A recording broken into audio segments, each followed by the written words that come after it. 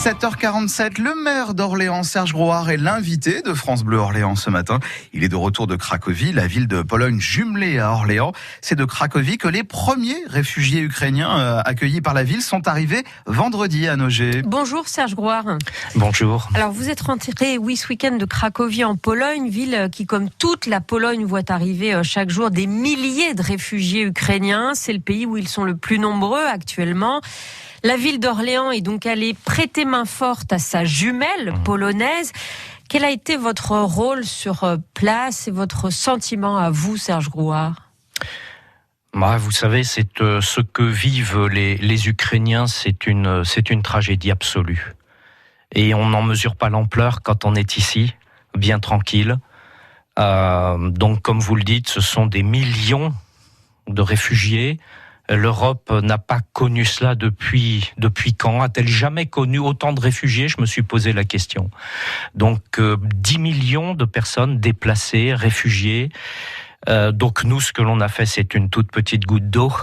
Voilà, on a ramené 121 personnes. Il s'agissait en fait de ramener des réfugiés qui avaient exprimé leur souhait de venir en France, qui n'est pas le cas de la majorité. Beaucoup veulent rester en Pologne, au plus près finalement de l'Ukraine, voire y retourner.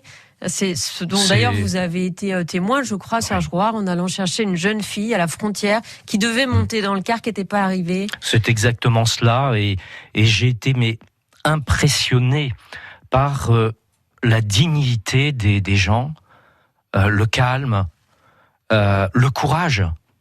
Cette jeune fille dont vous parlez, qu'on ne retrouvait pas, on est allé la chercher à la frontière. Elle arrive avec sa maman. Et moi, je me dis, on va avoir 2 personnes en plus. Pas du tout. On n'en a eu qu'une.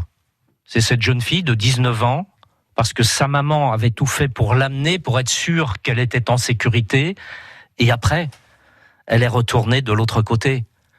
C'est impressionnant, je me répète, mais de dignité, de courage. Vraiment, on prend une leçon et on prend une grande claque dans la figure.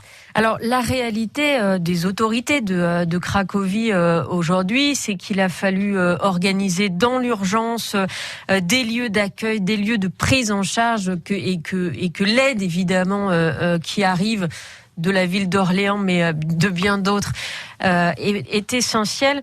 Sur place, malgré tout, avez-vous trouvé que, disons, l'Union européenne était à la hauteur en termes d'aide à l'accueil d'abord des réfugiés ? Est-ce qu'il y a sur place des structures européennes ? Et il y a beaucoup de structures sur place. Il y a, comme toujours, dans ce type de drame, des ONG, des associations, des personnes à la frontière.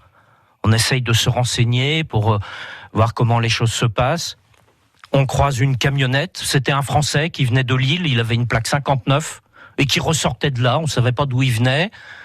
Voilà, donc il y a beaucoup de solidarité, beaucoup d'aide.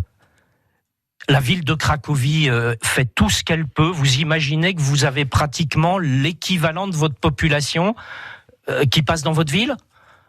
C'est juste immense. Et puis de l'autre côté, vous parlez de l'Union européenne. Et moi, j'ai envie de dénoncer ce matin notre hypocrisie.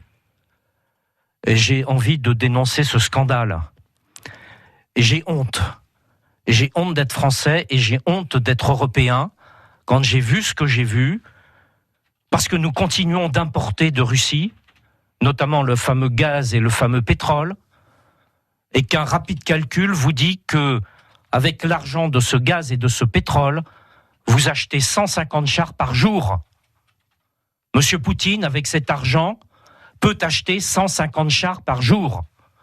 Et pendant ce temps-là, les Ukrainiens se battent avec des lance-roquettes, avec des cocktails Molotov, pour essayer d'empêcher l'invasion de ces chars. Alors oui, j'ai honte. Donc selon vous, il y a les mots de solidarité de l'Union et puis les faits. À Cracovie, matériellement, ont-ils ce qu'il leur faut de la part de l'Europe ? À Cracovie, j'allais dire oui, et encore une fois, dans des conditions dramatiques, et avec une dignité dont je ne reviens toujours pas.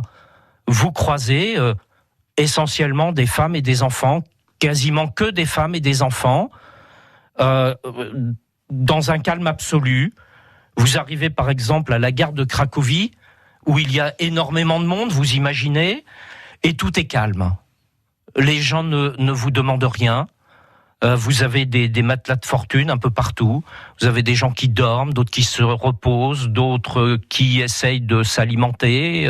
Vous avez des enfants qui jouent. Et vous avez tout cela. Dans les rues, c'est la même chose.